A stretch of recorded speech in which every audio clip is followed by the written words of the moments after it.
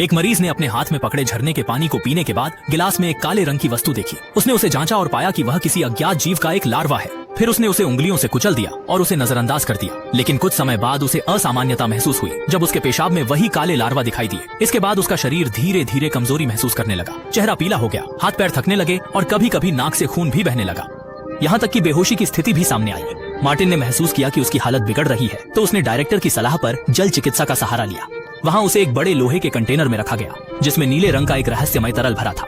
डॉक्टरों ने कहा कि यह एक ऐसा अनुभव देगा जो शरीर को शुद्ध और विषमुक्त कर देगा। मार्टिन इस प्रक्रिया में खो गया, लेकिन सपने में महसूस हुआ जैसे कोई चिपचिपा पदार्थ उसके आसपास घूम रहा है। वह धीरे से अपनी आंखें जमाकर देखने लगा और यह देखकर कि वह पूरी तरह से दहल गया।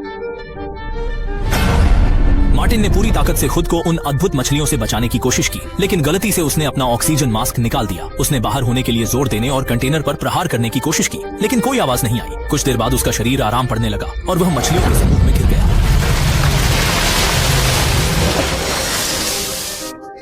सौभाग्य से सतर्क मेडिकल स्टाफ ने मार्टिन की गड़बड़ स्थिति को समय पर समझा और उसे बचा लिया।